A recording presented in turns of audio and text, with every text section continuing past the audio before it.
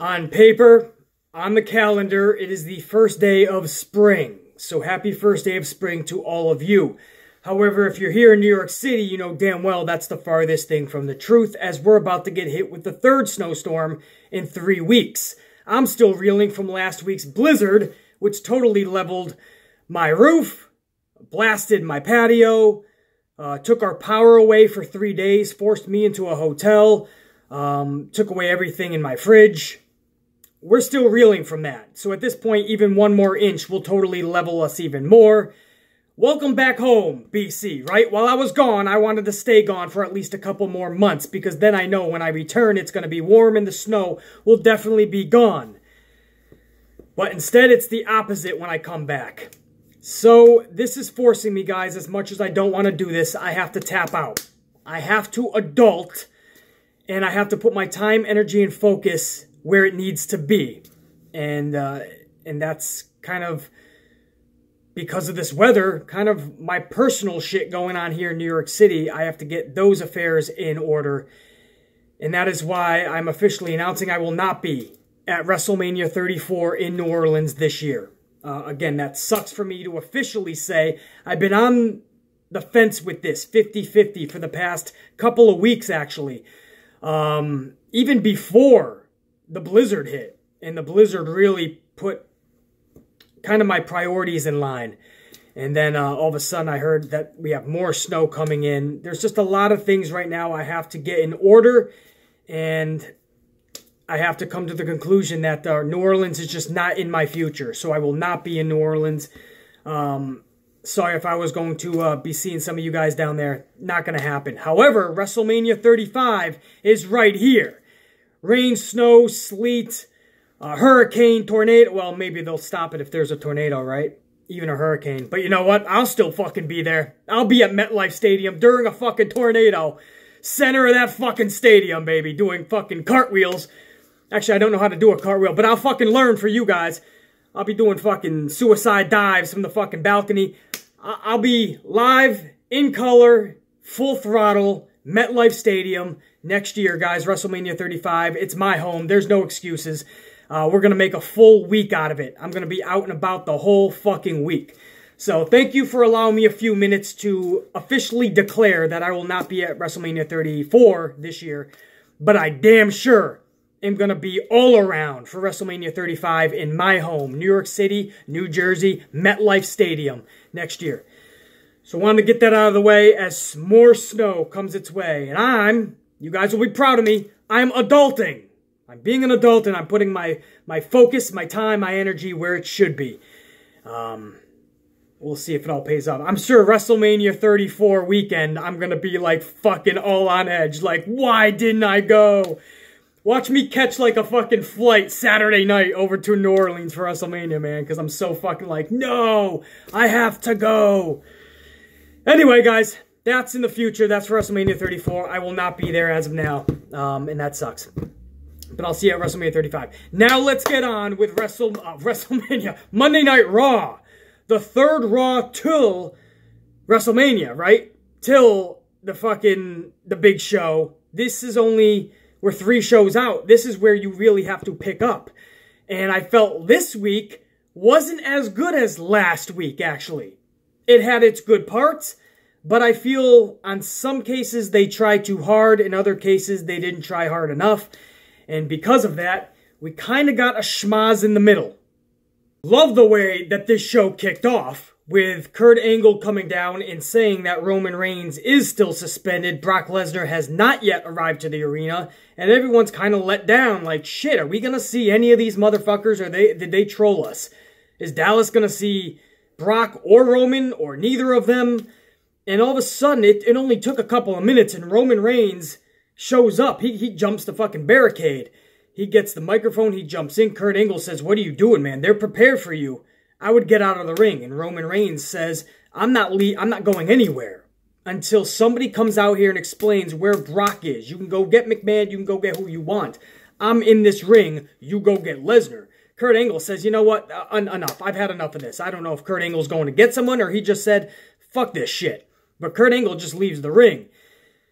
About 30 seconds later, here comes U.S. Marshals. Not the police, not security. This is the U.S. fucking Marshals, all right? And the Marshals get in the ring, and Roman Reigns is like, fine, I'll go with you. You cuff me, but don't touch me. And the Marshals are like, all right, just come on. They cuff Roman Reigns. They start to exit. One guy touches Roman Reigns. He says, don't touch me. So Roman Reigns goes to leave again. The U.S. Marshal again goes to grab him. Roman Reigns at this point just flips the fuck out. He starts elbowing while handcuffed every U.S. Marshal. I think there was 3 of them. He just elbows all 3 of them viciously, I might add. Takes out the U.S. Marshals, which, by the way, if those are our U.S. Marshals, that is a sad state of affairs for our country, because that's who is saving us. That is who is defending us. That is who is helping us. Fucking 3 U.S. Marshals taken out by a guy in handcuffs, just like that, and they were never seen again. Obviously, guys, they were just WWE superstars, developmental superstars, and independent superstars from the area, obviously. That's how WWE picks them. They're not real U.S. Marshals. Don't worry, your safety is secure. We think they get a lot more training than what we saw last night. But it was cool for me. It brought me back to the day, man. I used to get into a lot of barroom fights, and the cops were called, and I would always fight authority. It's that John Mellencamp song. If you guys know who John Mellencamp is, he has a song called the Authority Song. That's what it's called. And it's just how he fought authority, and authority always won, because authority will always win. There's a lot more of them than just one of us. But when you're in the moment, you're fighting authority, and you're really, you go against the grain, man. And I've always been somebody who's against authority. So when anybody tried to grab me or touch me, I would fight back 10 times strong. And there was a lot of times in the bar rooms where I was going toe-to-toe with multiple police. Now, as an adult, I wish I could go back in time and not do that. You have to respect such authority. I understand that now. Back when I was a kid, I was a rebellious asshole, and I was taking out anybody in my path who touched me. And so even when I was handcuffed, I was fucking up any authority around me. But always, by the time I exited the bar, the bouncer would always get the best of me. It would always be the bouncer who would literally fucking chuck me out of that motherfucking place. The bouncer would fuck me up more than anybody. I'd be fighting authority just fine. The bouncer would fuck me up. That reminded me of last night. Roman Reigns was fucking up everyone around him, all the authority. But the bouncer ended up showing up. In this case, Brock fucking Lesnar. And the bouncer beat the shit out of Roman Reigns. Roman didn't have to worry about any authority. Roman didn't have to worry about police, security, or even the U.S. Marshals. Roman had to worry about the bouncer. Brock Lesnar said, get the fuck out of my bar. Brock Lesnar said, get the fuck out of my ring. And while handcuffed, Brock Lesnar, several Suplex City bitches, an F5, multiple, and when I say multiple, 10, 15 chair shots to Roman Reigns. And when Brock finally left, I think it was Roman Reigns, he was finally on a stretcher at this point. Medical personnel came down, they put Roman on a stretcher, and all of a sudden Brock Lesnar's music strikes again. And here comes Brock running. Brock was on his game last night. Brock was running around like he's about to take on 30 motherfuckers. And it was a beautiful sight to see. That is how you book Brock Lesnar. That's the Brock Lesnar you hope to see. But because WWE never books him properly and just has him come down for promos or just 1 or 2 maneuvers, Brock can't really get into his character. Brock really can't feel like he's about to fuck shit up. So it's not just Brock's fault, it's the booking's fault for booking him so piss poorly the last year. But Brock last night knew that he was going to fuck shit up for over 5 minutes in a segment, and he came down full throttle at his best. And his music struck a second time. While Roman Reigns is on a stretcher, Brock comes down, and he literally tips over the stretcher. He drags Roman Reigns and the stretcher, fucking Roman Reigns up even more. This was just beautiful, man. If you're going to see Roman Reigns get destroyed, this was the way to do it. And the look on Roman's face when he was handcuffed and he leveled all of the U.S. Marshals and Brock Lesnar's music hit the first time. And Roman Reigns looked up like, fuck. And he looked down at his handcuffs. And he looked anywhere. What can he do as an equalizer? He tried to use a chair, but it didn't work. But you got the sense of realism. Like, this is how you would really act if you were handcuffed and you knew that a beast, a motherfucking monster like Brock Lesnar was running down to the ring to destroy you. And you saw that look of panic and fear in Roman Reigns' face. I fucking loved every part of that first segment. And whether you like it or you don't like it, you love it or you hate it, this match at WrestleMania between Brock and Roman, love it or hate it, like it or dislike it, if it's gonna happen anyway, which it is, Vince McMahon is dead set on it, I said last week, at least give me a good story with it. This story is being told beautifully, guys. I'm getting fucking choked up thinking about it, man. It's a beautiful fucking story being told. Again, I'm with you. I don't know if Roman should have been in this spot because 50% of the crowd is like, please no. And I think there was better options. But if it's going to happen, give me a good story. They're giving us a good story. That segment last night to start off Raw, absolutely fucking epic. Now, I don't see any way that we can take credit away from Brock, Roman, or the booking for last night. That went off without a hitch. Now, last night, guys, we went into the first match of the night, which was Alexa Bliss.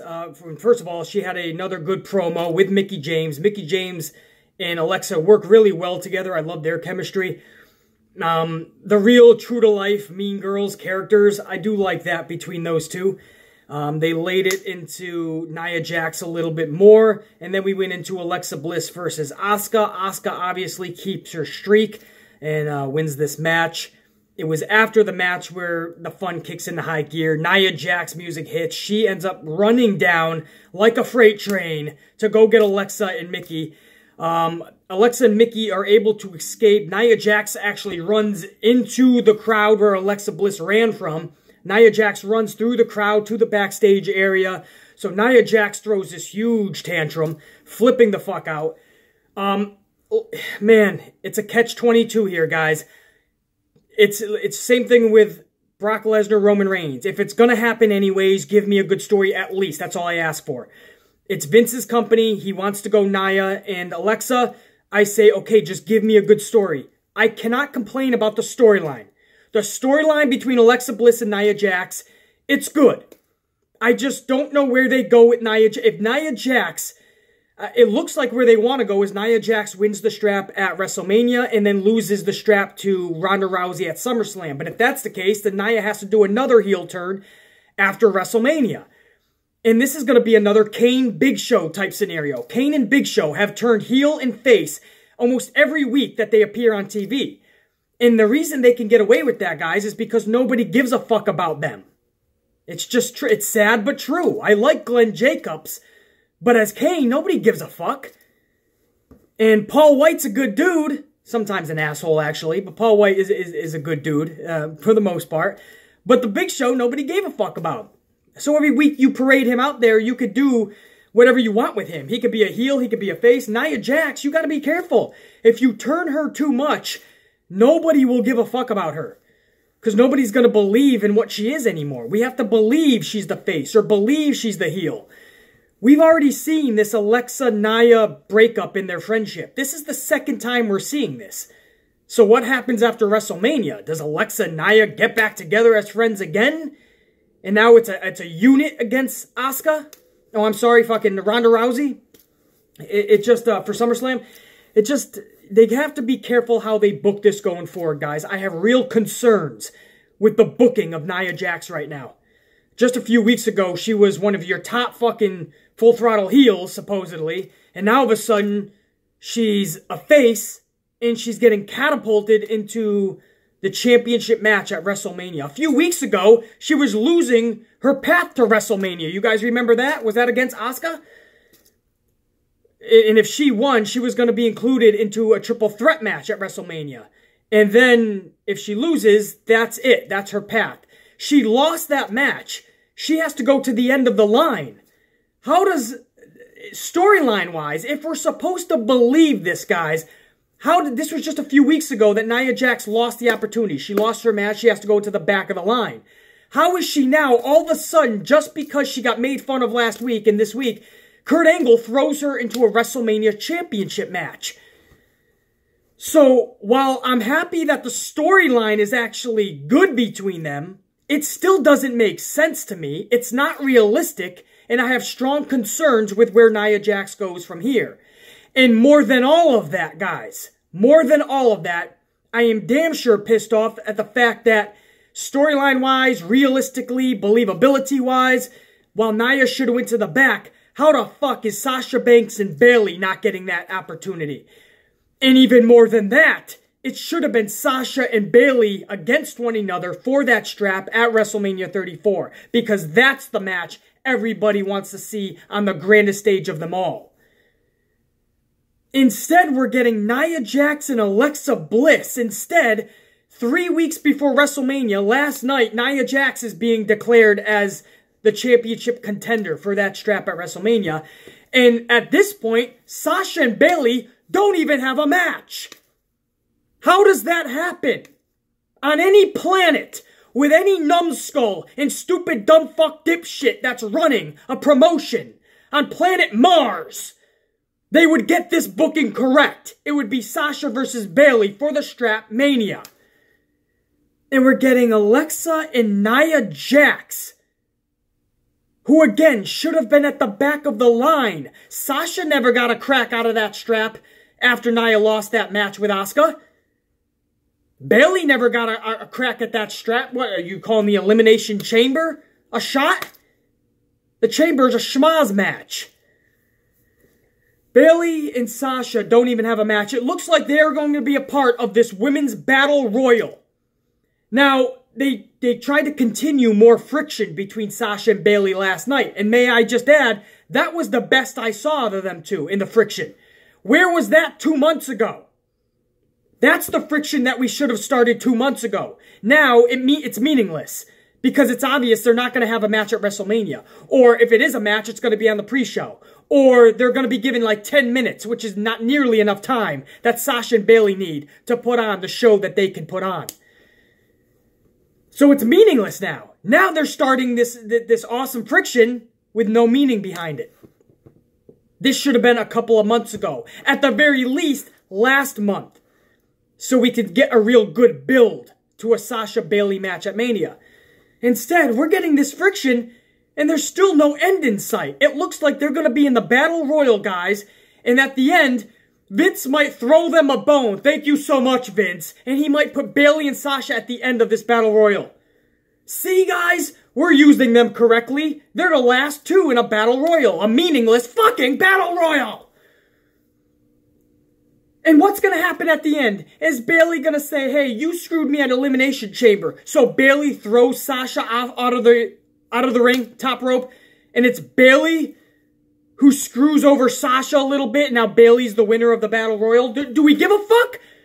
That's not a full throttle heel turn by Bayley. Bayley's just returning the favor of Sasha Banks. Okay. And what? Is Sasha going to throw Bayley out? I screwed you at Elimination Chamber. Now I just screwed you at the WrestleMania meaningless Battle Royal. Ha ha ha. I got the best of you.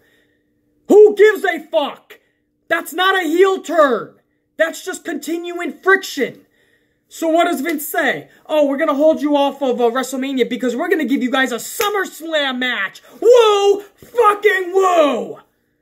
Nobody gives a fuck about SummerSlam match when you had the grandest stage of them all and the perfect opportunity and everything sat perfectly in your lap. Sasha versus Bayley at Mania. Perfectly the booking.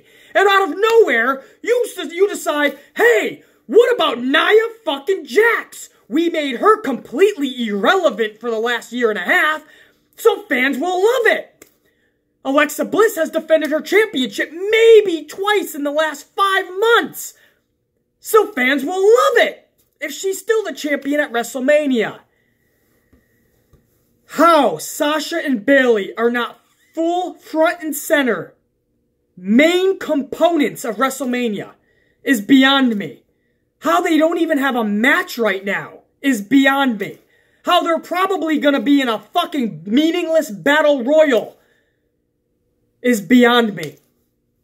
storyline-wise, realistically, me believing in this, and just what's right and what's wrong, all of it together is befuddling. It's mind-boggling. It's beyond me. None of that makes sense in the women's division. Sasha Banks and Bayley last night defeat Absolution. And, no, Absolution beat Bayley and Sasha because there was a bump. I think Mandy Rose, Sonya Deville, I think it was Sonya Deville. She ended up hitting Bayley. Bayley ended up hitting Sasha. Sasha flies out of the ring, and Sonya Deville gets a pin over Bayley. So Absolution defeats Bayley and Sasha, and I guess there's more tension between Sasha and Bayley. And in the year 2025, we'll see the end result of this whole thing. So, basically, it just looks like Bayley and Sasha and Absolution is just a recycled every week story like the Riot Squad and Naomi and Becky Lynch over on Smackdown. Every week we're getting the Riot Squad and Becky Lynch and Naomi. And it seems like every week we're getting Bayley and Sasha and the Absolution in some form or facet. That's what you have going into your biggest show of the year and your top superstar, Sasha fucking Banks, the one that's better than everybody else in that fucking ring. That's what you have for her? No story at all? Putting them in a meaningless battle royal and saying, hey, this will be fun inside the battle royal. People will be like, what's Bayley gonna do? What's Sasha gonna do? I don't give a fuck. If I was them, I would leave the ring and hit the buffet. Have a good fucking meal. Rather than being a laughing stock in that fucking meaningless battle royal. It's a piece of shit.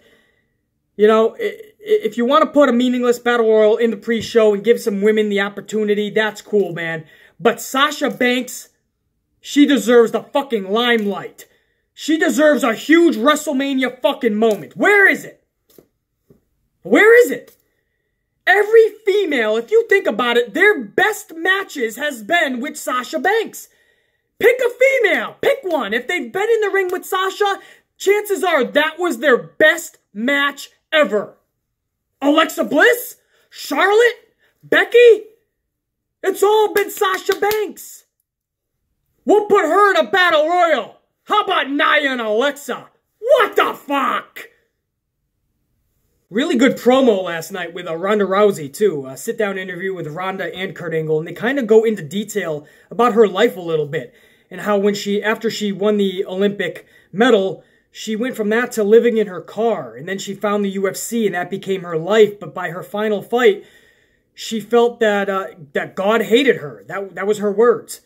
And she felt defeated in all aspects. Not just that last fight, but defeated in everything, because that's all she knew, and she felt like she had nothing left to give. Like she was just depleted. And then she found WWE and got her, a new sense, a new lease on life, and like that's how she felt. That's where she felt she belonged the whole entire time.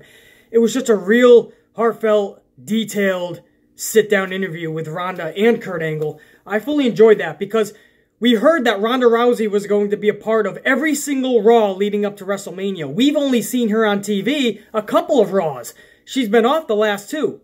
Now, she could have made an appearance in Dallas last night, just to say hi, cut a little promo, but that would have been in dark match format. That would have been off camera because she did not show up on camera, and that's what we expected when we heard Ronda was going to show up at every Raw to WrestleMania. We've only seen her twice. So I was a little bit confused by that, but that sit-down promo really hit home. I felt that did a lot of good for WWE, and I expect to see her next week for sure. So that was cool for Ronda, and that whole storyline with Ronda, Kurt Angle, Triple H, Stephanie. Revival took on Titus Worldwide. Revival pick up the win, but I would have rather saw Titus Worldwide pick up the win because I can give two shits about the Revival. Somebody wake me up when the Revival becomes relevant, which will be the year 2047. Because the Revival is absolute trash. And that's sad to say because one of the matches of the year, what was it, last year or 2 years ago? One of the matches of the year for me consisted of the Revival down in NXT. And here we are, the main roster, they're trash on the microphone. Their wrestling skills, it looks like they've diminished. What happened in the last year and a half from NXT to here? The Revival is absolutely just, their character is not getting over, and I knew it wouldn't. The WWE has a shitload of casual fans that are not going to gravitate to this old school revival type style. And, man, I don't know. At this point, the revival is doing shit for me. Titus Worldwide with Dana Brooke can have momentum, man. There's wrestling ability within them. There's characters there. Put them on a stage. Put them in storylines that are going to benefit them. You know, it's simple philosophy. Hide their weaknesses and really portray their strengths.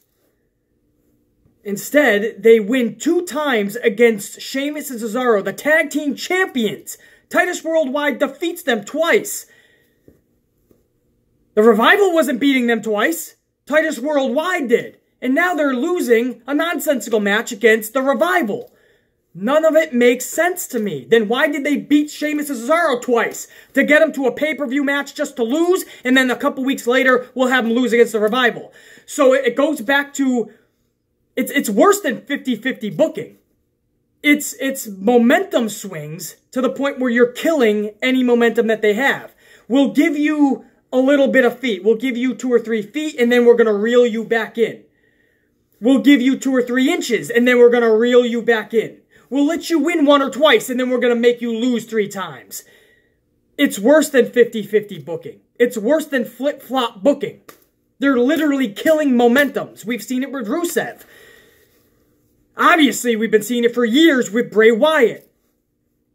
Titus Worldwide, man, it looks like they got some momentum. I said that they should not defeat Sheamus and Cesaro for the straps at the pay-per-view. But after they lose that pay-per-view match, keep their momentum going. They lose the pay-per-view match, and now they're just losing nonsensical matches against the Revival, who already are never, mark my words, guys, the Revival will never, ever get over with this gimmick. As a tag team with this gimmick in the WWE's main roster, never, ever are they going to get over. That is my word to you. I know this business too fucking good. I know what I'm talking about. Titus Worldwide at least has a fucking chance, a slither of a fucking chance, if you give it to him and stop this flip-flop booking. Another tag team schmoz match last night, the Miz versus the Club. The Balor Club, right? The Bullet Club, the Balor Club, whatever club you want to talk about. Which, by the way, those OGBC shirts from Gallows and Anderson, badass, man, the original Bullet Club. OGBC, dude. I was like, shit, I might have to pick myself up one of them motherfuckers. Michael Cole is like, this is the first time they've ever please, we've seen every variation of that fucking tag match before. First time, my ass. So we see the Miz versus the Bullet Balor Club. Finn Balor ends up picking up the win. Was it even against the Miz? I think he actually pinned the Miz. Either way, Finn Balor picks up the W. And he ends up getting beat up afterwards by the Miz. So somehow somehow Curtis Axel and Bo Dallas can beat the fuck out of Gallows and Anderson easily. To the point where they're not even a factor after the match. So then all 3 can beat up Finn Balor. Not realistic to me. But this brings out Seth Rollins, who was on commentary, and Seth Rollins saves the day and clears out the ring. And the Miz is knocked out while Finn Balor is staring at Seth Rollins. And Rollins is saying, you owe me one. Which obviously this storyline is going to go into next week when Seth Rollins is going to be beaten up by the Miz and Finn Balor is going to save the day for Seth. And that's going to be his owe him one. 5-year-old could have booked that shit. That's why it's easy booking. I can already book this for you guys because it's already where they're headed with it. Ah, man. Miz cut a really good promo before that match, though. Miz was talking about how he's irrelevant and he's not even on a magazine, a fucking WrestleMania magazine, with at least 15 to 20 faces I saw in that magazine. 15 to 20, and you cannot put on your Intercontinental Champion on that magazine, in those promos, on those posters, with multiple faces. You can't put the Intercontinental Champion, The Miz, who does a lot outside of the company for the company as well, by the way. So he markets the company nonstop. You can't put his face on there? That's what I mean when I say titles seem to be meaningless. Honestly, guys, the Intercontinental Championship means shit. The guy can barely get a WrestleMania match. It's a triple threat schmoz that was thrown together last minute, it seems. He's not on any promotional, and he used that in his promo. I thought it was a beautiful fucking promo. And you could tell in real life he's pissed about that shit. It was probably his idea to bring that magazine out to the ring and ask Vince, hey, can I just use this? Since I'm not in anything anyway, let me use this to my character. The end of the promo was the funniest part. When he says, when I'm done with you, Tyler Black, which was Seth Rollins' fucking ring name before he was Seth Rollins. He was Tyler Black.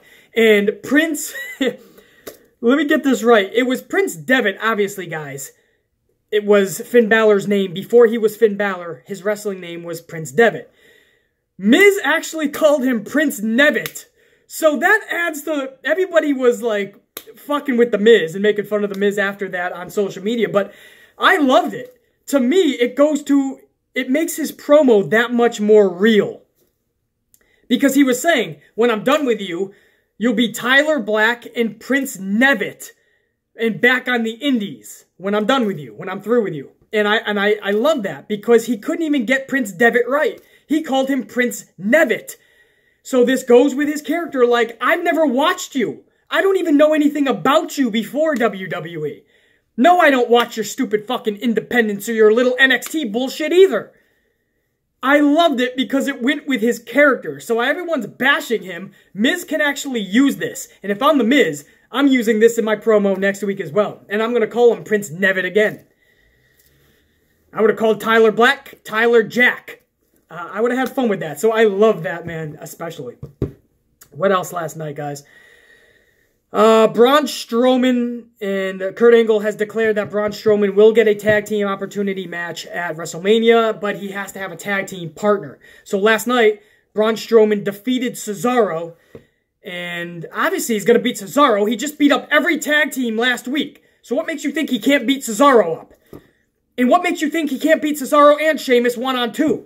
So now you add a tag team partner, and of course, Braun Strowman is going to be a tag team champion at WrestleMania. Here's my question. That's the best you have. Think about this guy. This is why I say, I don't just hoot and holler and get amplified for no reason. I just love a little bit of reality and believability in what I'm watching. Let me suspend the reality and believability and everything else in my life. Let me believe in the reality that I'm watching. Make the story make sense to me. Make what I'm watching at least, make me believe it a little bit, right? And there's times to suspend that reality even in what we're watching. But not with Braun. You booked Braun up so beautifully. I want you guys to think about the booking of Braun Strowman the last year. Think about it. All those Raws where he was the centerpiece. Those big main event matches, all of it. And it all led to the biggest stage of the year in a tag team match. For the tag team championships. Can't make that shit up. Roman and Brock got the big match. The second big match, Seth, Finn, Miz. And maybe on the pre-show, Braun Strowman and a partner of his choice against Sheamus and Cesaro for the tag team champion. That's what you had for Braun Strowman. Unless your partner is Hulk Hogan. And Hogan comes fucking strutting down that ramp because he doesn't have to do anything. Braun can beat the both of them up anyway. And new tag team champions, Braun Strowman and Hulk Hogan, baby. Unless you're going to do that, or Stone Cold Steve Austin and Braun Strowman. Unless you're going to do shit like that, man, what is this? It looks like it's going to be Elias. And that's cool.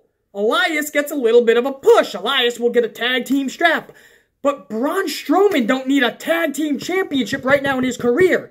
Right now in his career, Braun Strowman needs to be fucking shit up on the main card, no pre-shows, and in the main events.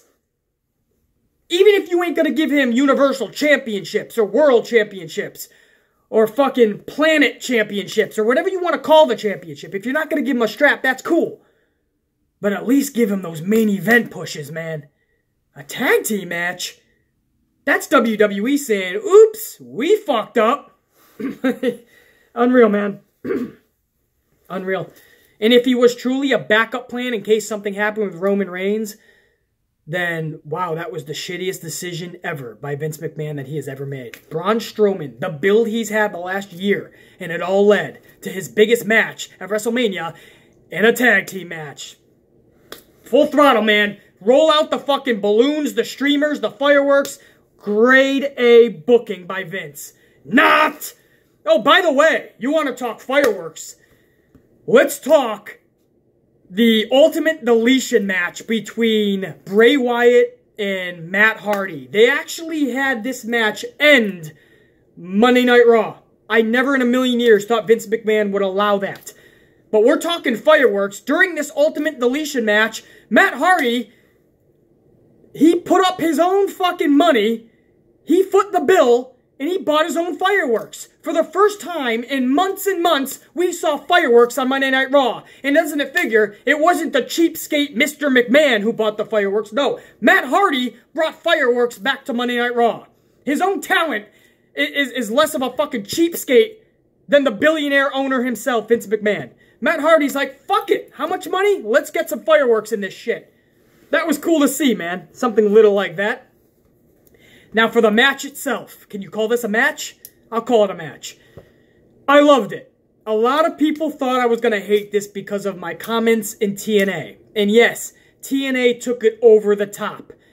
And to a point where I couldn't believe it any longer. And I just said, 3 or 4 minutes ago, it's okay when we watch wrestling to even suspend the believability in what we're watching on pro wrestling. It's okay to, like, go a little outside the norm. Have a little bit of fun. It's okay. But there's a line. That's definitely the line. There's no question about it. But because it's Matt Hardy and his character, woken, broken, totally demented Matt Hardy, and the obviously demented Bray Wyatt, because it's those characters, I was okay with everything happening. Because you believe in the fucking unbelievable with these two. I mean, their whole characters is about the supernatural, or the unbelievable, or the sci-fi, or the totally impossible. That's what their characters are. It's like The Undertaker's character. You could get lightning from the top of the arena. You're going to believe it. The whole place could go up in smoke. You'll believe it. The Undertaker could disappear 75 times and show up 76 times. You're going to believe it. With Bray and Matt Hardy, you can suspend that reality and totally believe in what you're watching, even if it's totally unbelievable. If that makes sense.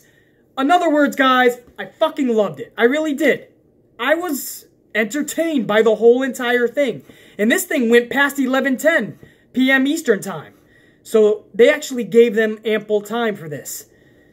And there was a lot of weird shit. The shit you saw down in TNA, but I felt it was much more reeled in. It was done a lot more better than it was done in TNA. And Matt Hardy, from what I'm hearing, had total control on this.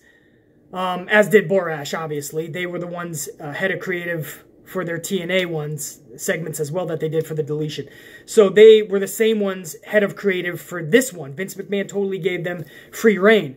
And I felt that this just went off epically. There's not, maybe not epically, but it went off as good as it could have went off. And it was really cool to see Matt Hardy back in that character. This was the first time that I saw broken, woken, demented Matt Hardy feel like he was that character. The past several months, it felt like a shell of what he was.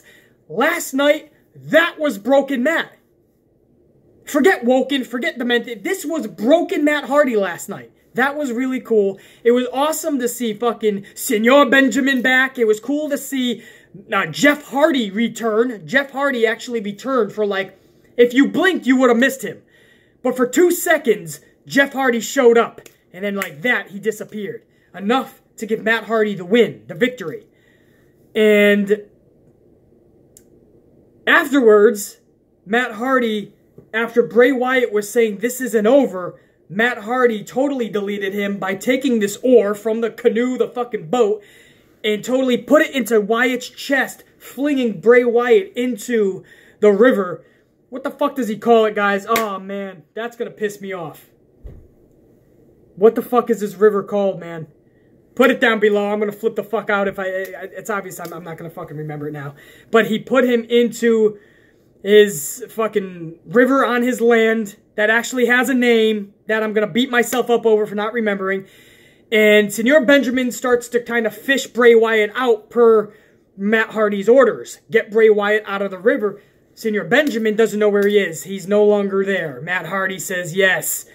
Bray Wyatt has been ultimately deleted. So there's no signs of Bray Wyatt. He is lost in this river. He never popped up. And Matt Hardy ends the broadcast with the deleting, non-stop, delete, delete. You get the fucking aerial view, we fade to black, Raw goes off the air. A different twist to Monday Night Raw. This was a different feel. And not only for Vince McMahon to give them ample time, not only for Vince McMahon to give them the main event, but for Vince McMahon to do that all just a couple of weeks before WrestleMania. To have that be the last storyline in everyone's head when Matt Hardy and Bray Wyatt don't even have a match at WrestleMania. That's what was most cool. It's like Vince said, you know what? Fuck it. Let's give the fans a treat. And let's let Matt Hardy do his own thing. Let's let him create his own little atmosphere, his own match. Let's give him ample time. Let's see what they could fucking do. These were the highest rated segments in TNA for the past several years. Let's see why. And Vince McMahon gave them the opportunity. I'm interested to see what the ratings are going to be. Will the ratings reflect that people actually want to see this broken Matt Hardy in WWE, not a shell of what he once was when he first got to WWE? Interesting to see, guys. I loved Bray Wyatt's performance last night. I loved Matt Hardy's. Yes, it was outside the box. Yes, at times it was a bit too much. Yes, we couldn't believe any of it. But again, because it was those two, is why I enjoyed it. And now we go into Smackdown tonight, where I expect Daniel Bryan to make his decision. Is Daniel Bryan going to be competing at WrestleMania alongside Shane McMahon to take on Sami Zayn and Kevin Owens? We will find out tonight. That's going to be a huge segment tonight, man. This is going to... There's so many reports. Daniel Bryan turned down a match. Daniel Bryan has been cleared. He is going to wrestle. We'll find out tonight. But again, as far as Raw, I felt last week's was better, but this week had some fun elements that really made it original. And that ultimate deletion, that was fun, man. I hope they continue this with Matt Hardy and this character. He has to remain this full throttle in the broken character. I don't care what you call him, woken, broken, or demented. He's got to be this type of broken. And for Bray Wyatt, you could do so many cool things with him. The guy just got pretty much, you're basically saying he drowned in this river. So when he comes back, you got to make him come back with Sister Abigail. Have Bray Wyatt come back with a new sense on life, a new sense on his career. A new lease on his career. I'm not saying bring him back as like Husky Harris, please no. But I'm saying bring him back as somebody who's full throttle, that you're not going to flip-flop 50-50 booking with. That when he comes back, you're going to give him the torch and have him run with it. Because Bray Wyatt deserves that, man. Bray Wyatt's a damn good talent. And to be flip-flop booked for 2 years now, more than that since he arrived, absolute bullshit. But that was Monday Night Raw, guys. Ultimately deleted was Bray Wyatt. When does he return? How does he return? We have to find out. But what a fucking... what a weird, crazy, unbelievable fight that was. And they were back at Hardy's compound, man. And again, I got to see fireworks. Finally! Vince, take a page from your talent's book. It's okay to spend a little bit, man. Fireworks at the beginning of your show get the crowd more hyped up. Hardy understands that. Man, that was definitely fucking, that was definitely cool, guys. I'm gonna end it there because now I can just start repeating myself and going over shit in this Ultimate Deletion match that was just absolutely crazy. But I'm gonna end it. I will see you guys tomorrow for SmackDown's review reaction. I will see you guys obviously Thursday for Amplified Q&A. And I have something special planned for Friday. Hopefully I can get that out as well. Coffees and ass whippings. We're going to prepare for this next storm that's about to hit New York. Woo fucking woo. For now, Amplified Man cashing out. Much love and respect. BC. And I'll check you.